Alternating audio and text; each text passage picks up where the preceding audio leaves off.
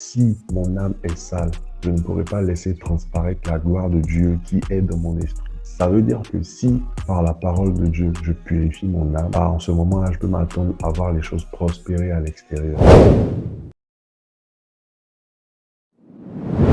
Hello la famille. Wow, ça fait longtemps. Ah ouais, vous m'avez manqué. Vraiment désolé pour ce long temps d'absence. Je me rechargeais pour revenir en force.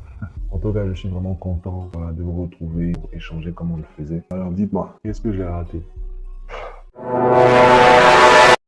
Je suis maintenant de retour. On va pouvoir s'exhorter, partager et rire ensemble.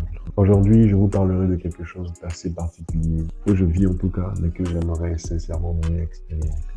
3 Jean 1:2 dit que, bien-aimé, je souhaite que tu prospères à tous égards et sois en bonne santé, comme prospère l'état de ton âme.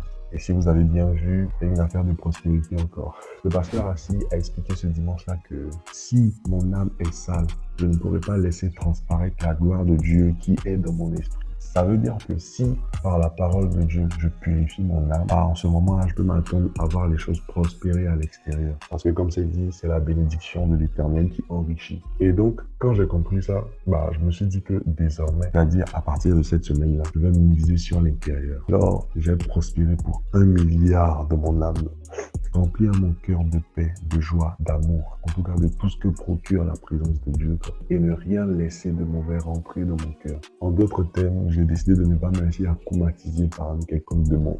Et quand je vais finir tout ça, je vais voir ce qui changera dans l'atmosphère. Dès le lundi pile où j'ai commencé à pratiquer ces choses, j'ai eu une expérience qui m'a inspiré à faire un post sur Facebook où je disais que la paix ne vient pas parce que nous avons de bonnes nouvelles, mais c'est plutôt les bonnes nouvelles qui viennent parce que nous sommes en paix. Regarde, je ne vais pas forcément rentrer dans tous les détails aujourd'hui, mais cette petite grâce que j'ai expérimentée là m'a permis de comprendre que ce que nous transportons à l'intérieur de nous est beaucoup plus important et plus grand que ce que nous sommes à l'extérieur. C'est aussi pourquoi on dit que Dieu regarde au cœur. Il est même écrit en Jean 1:4 que plus grand est celui qui vit en nous que celui qui est dans le monde. Alors moi, j'ai fortement pris la décision de me laisser parfaire à l'intérieur, d'embellir mon âme au point de ressembler au Seigneur Jésus-Christ. Regardez, la Bible dit de lui qu'il était beau à l'intérieur et donc plein de grâce. Waouh! Au point où les gens le voyaient passer et l'aimaient sans savoir pourquoi.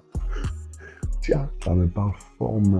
Ah ouais, je vais être comme ça aussi. Qui n'aime pas bonheur? Que donc mon âme soit agréable à Dieu, afin que ma vie soit un témoignage quotidien de sa grâce. Alléluia. Allez la famille, vraiment ravi d'avoir pu partager ces choses avec vous. J'espère que vous avez appris quelque chose. N'oubliez pas de vous abonner si ce n'est pas encore le cas. Que Dieu vous bénisse abondamment et à la prochaine pour un autre numéro.